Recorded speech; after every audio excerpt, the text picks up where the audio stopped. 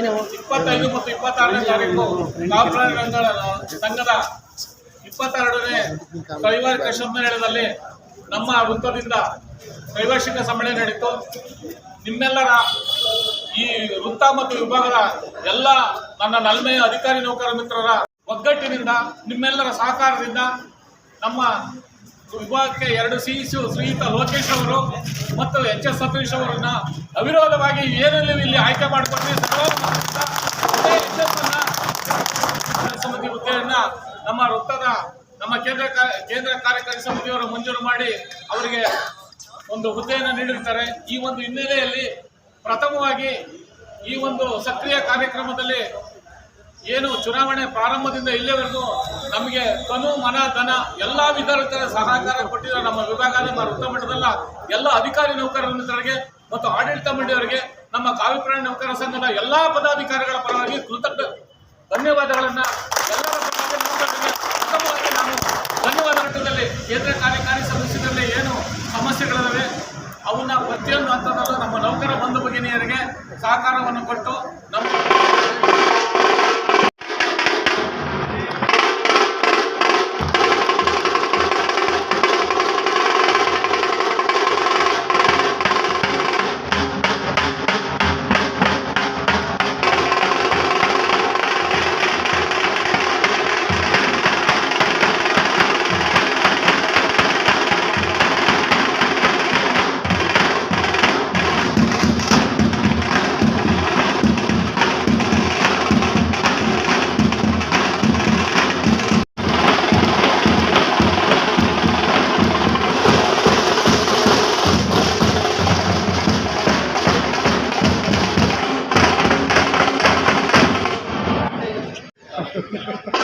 ಅವರು ಹೇಳ್ತಾರೆ.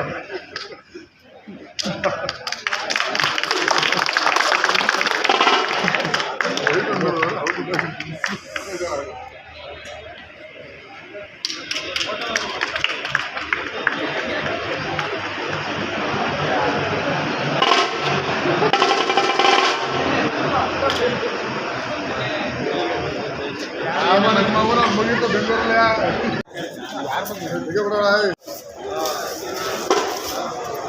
ಅಣ್ಣ ಈಗ ತೋರಿಸಿ ಜೋರು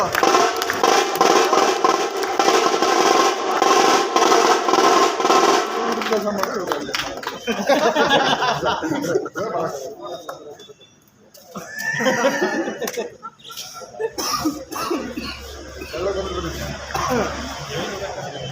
ಅವ್ರ ಮಾಲಿನ್ಯ ಕೊಟ್ಟರೆ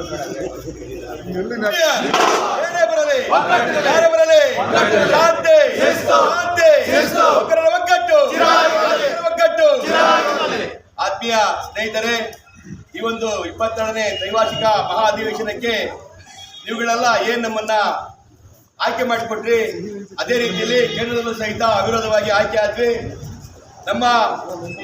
ನಾವುಗಳು ನೋಡ್ಲಿಕ್ಕೆ ಬೇರೆ ವಿಚಾರದಲ್ಲಿ ಸಣ್ಣ ತರ ಕಂಡರು ಅಂತಂದ್ರೆ ಹಿರಿಯ ಅಧಿಕಾರಿಗಳು, ಹಿರಿಯ ನಾಯಕರುಗಳು ಬೆಂಗಳೂರಲ್ಲಿ ನೋಡೋದಕ್ಕಿಂತ ಅವರೆಲ್ಲ ತುಂಬಾ ಏಜ್ ಆಗಿರ್ತಾರೆ ಕಾಣ್ತಾರೆ, ಬಟ್ ವಯಸ್ಸಾಗಿ ಕಾಣ್ತಾರೆ. ನಾವು ತುಂಬಾ ಸಣ್ಣ ಹುಡುಗರಿದ್ವಿ. ಅವ್ರು ಹೇಳ್ತಿದ್ರು ಈ ಹುಡುಗರು ಇದ್ದಿದ್ರಲ್ಲಿ ಚಿನ್ಕುಂಡಿಗಳ ಹೆಂಗೆ ಓಡಾಡ್ತಾರೆ, ಕೆಂಡಪುಟ್ಟ ಕೆಲಸ ಮಾಡಿದ್ದಾರೆ ಅಂತ ಹೇಳ್ಕೊಂಡು ಅವರ ಖುಷಿಗೋಸ್ಕರ ನಾವು ಕೇಳಿದ್ವಿ. ನಮಗೊಂದು ಜವಾಬ್ದಾರಿ ಕೊಡಬೇಕು ಅಂತ ಕೇಳಿದ್ವಿ. ನೀವು ಜವಾಬ್ದಾರಿ ಕೊಟ್ಟಿದ್ದೆ ಆಯ್ತು ಅಂತ ಹೇಳಿದ್ರೆ ನಾವು ಮುಂದಿನ ದಿನಗಳಲ್ಲಿ ಇನ್ನು ಉತ್ತಮ ಕೆಲಸ ಮಾಡ್ತೀವಿ ಅಂತ ಹೇಳಿದ್ವಿ.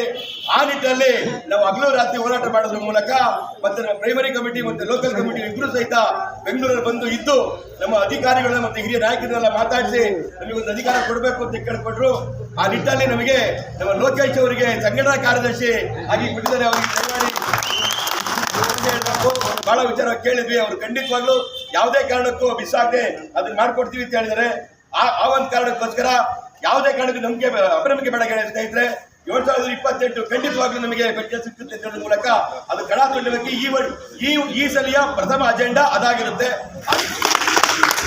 ಸಮಯ ಆಗೋದಿಸಿ ನಮಗೆ ಒಂದು ಶುಭ ಸಂದರ್ಭದಲ್ಲಿ ಬಂದಂತ ನಮ್ಮ ರಾಜಶೇಖರ್ಗೆ ಕಾರ್ಪೊರೇಟ್ ನೌಕರರ ಸಂಘದ ಪರವಾಗಿ ಒಂದು ಪುಷ್ಪಮಾಲೆಯನ್ನು ಈಗ KPDC ಎಂಪ್ಲಾಯೀಸ್ ಕಡೆಯಿಂದ ಒಂದು ಸನ್ಮಾನ ಸಮಾರಂಭ.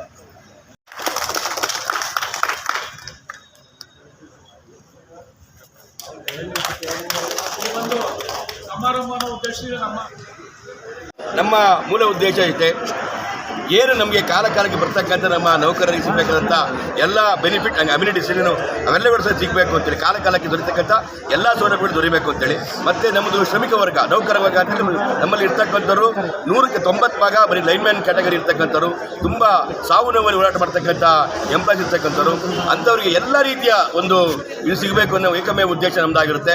ಹಾಗಾಗಿ ಅವ್ರಿಗೆ ಸಿಗ್ತಕ್ಕಂಥ ಪ್ರತಿಯೊಂದು ಸೌಲಭ್ಯಗಳು ಸಿಗಬೇಕು, ಅದಕ್ಕೋಸ್ಕರ ಹೋರಾಟ ಮಾಡಲಿಕ್ಕೆ ನಾವು ತಯಾರಿದ್ದೀವಿ. ನಾವು ಅಧಿಕಾರಿಗಳಂತ ಕೇಳಲಿಕ್ಕೆ ಇಷ್ಟೇ ಹೇಳೋದು, ಯಾವುದೇ ವಿಚಾರಕ್ಕೂ ಸಹಿತ ನಮ್ಮ ಕೆಳವರ್ಗ ಜನಾಂಗವನ್ನು ನೀವು ಯಾವುದೇ ಕಾರಣಕ್ಕೂ ದೂರಬೇಡಿ, ಅವರನ್ನು ನೀವು ಇಷ್ಟ ಮಾಡಬೇಡಿ. ಯಾಕಂತೇಳಿದ್ರೆ ಅವರು ಹಗಲು ರಾತ್ರಿ ಅಂದಂಗೆ 24 ಗಂಟೆ ಕೆಲಸ ಮಾಡ್ತಾರೆ. ಅಷ್ಟು ಕೆಲಸ ಮಾಡ್ತಕ್ಕಂಥವ್ರಿಗೆ ನೀವು ಒಳ್ಳೆ ರೀತಿಯ ಸಹಕಾರ ಕೊಡಬೇಕು, ಅವರಿಗೆಲ್ಲ ಸೌಲಭ್ಯ ಕೊಡಬೇಕು ಅಂತೇಳಿ ನಮ್ಮ ಹೋರಾಟ ಆಗಿರುತ್ತೆ. ಅದೇ ರೀತಿಯಲ್ಲಿ ಏನು ಈ ಕಳೆದ ವರ್ಷ ಅಂತೇಳಿ 2020-21ನೇ ಸಾಲಿನಲ್ಲಿ ನಮ್ಮ ಇಡೀ ಒಂದು ಇಲಾಖೆಯನ್ನೇ KPTC ಏನು ಆ ಇಲಾಖೆಯನ್ನೇ ನಮ್ಮ ವಿದ್ಯುತ್ ವಲಯವನ್ನೇ ಖಾಸಗೀಕರಣ ಮಾಡಲಿಕ್ಕೆ ಅಂತ ಹೊರಟಿತ್ತು. ಅದ್ರ ವಿರುದ್ಧವಾಗಿ ನಾವು ಇಡೀ ರಾಷ್ಟ್ರಾದ್ಯಂತ, ನಾಟ್ ಓನ್ಲಿ ಕರ್ನಾಟಕ, ಇಡೀ ಆಲ್ ಓವರ್ ಇಂಡಿಯಾ ಅಖಿಲ ಭಾರತೀಯ ಏನು ಪರಿಷತ್ ಇದೆ, ವಿದ್ಯುತ್ ಪರಿಷತ್ ಇದೆ, ಅಷ್ಟೇ ಸೇರ್ಕೊಂಡು ಹೋರಾಟ ಮಾಡಿದ ಫಲವಾಗಿ ಇವತ್ತು ಖಾಸಗಿಯನ್ನು ನಾವು ನಿವೃತ್ತರಾಗಿದ್ದೀವಿ. ಯಾಕೆ ಅಂತ ಹೇಳಿದ್ರೆ ಹೆಚ್ಚಿನ ಸಂಖ್ಯೆಯಲ್ಲಿ ಈ ರೆವಿನ್ಯೂ ವಸೂಲಿ ಮಾಡೋದ್ರ ಮೂಲಕ ನಮ್ಮ ಇಲಾಖೆಯನ್ನು ಸದೃಢಗೊಳಿಸೋದ್ರ ಮೂಲಕ ನಾವು ಇವತ್ತು ತನಕ ಅದನ್ನು ಹ್ಯಾಂಡ್ ಓವರ್ ಮಾಡಲಿಕ್ಕೆ ಆಗಿಲ್ಲ. ಯಾಕಂತಂದರೆ ಒಳ್ಳೆ ಆದಾಯಯುತವಾಗಿ ನಾವು ಕೆಲಸ ಮಾಡಿಕೊಟ್ಟಿದ್ದೀವಿ. ಹಾಗಾಗಿ ನಮ್ಮ ಇಲಾಖೆ ಉಳ್ಕೊಂಡಿದೆ ಮತ್ತು ನಮ್ಮೆಲ್ಲರ ಒಗ್ಗಟ್ಟಿನ ಫಲವಾಗಿ ನಾವು ಉಳ್ಕೊಂಡಿದ್ದೀವಿ.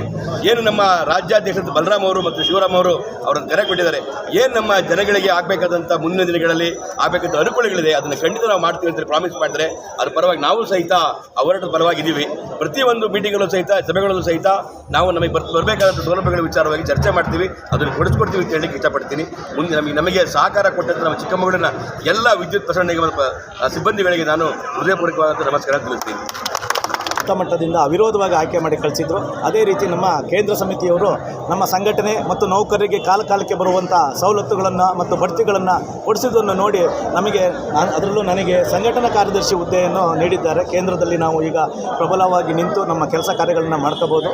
ನಾವು ಒಕ್ಕೂರಿಂದ ಕೇಳೋದು ಇಷ್ಟೇ, ನಮ್ಮ ಏನು ಶ್ರಮಿಕ ವರ್ಗ, ನಮ್ಮ ಲೈನ್ಮೆನ್ ವರ್ಗಕ್ಕೆ ಅವರಿಗೆ ಕಾಲಕ್ಕೆ ಬರೋಂಥ ಬಡ್ತಿಗಳು ಮತ್ತು ಸೌಲಭ್ಯಗಳನ್ನು ನಮ್ಮ ಮೇಲಧಿಕಾರಿಗಳು ಮತ್ತು ಸರ್ಕಾರದ ಮಟ್ಟದಲ್ಲಿ ಅದನ್ನು ನಾವು ಕೊಡಿಸ್ಕೊಳ್ಳಿಕ್ಕೆ ಪ್ರಥಮವಾಗಿ ಹೋರಾಟ ಮಾಡ್ತೇವೆ. ಮತ್ತು ನಮ್ಮ ಲೈನ್ಮೆನ್ಗಳು ಕಷ್ಟಪಟ್ಟು ಲೈನಲ್ಲಿ ಮಳೆ ಗಾಳಿ ಅನ್ನೋದೇ 24 ಗಂಟೆನೂ ಕೆಲಸ ಮಾಡ್ತಿರ್ತಾರೆ. ಆದರೂ ಕೆಲವು ಗ್ರಾಹಕರಿಂದ ಅವರು ವ್ಯಾನ್ ಹ್ಯಾಂಡ್ಲಿಂಗಿಗೆ ಒಳಗಾಗ್ತಾರೆ, ಅದು ಹಲ್ಲೆಗೆ ಒಳಗಾಗ್ತಾರೆ.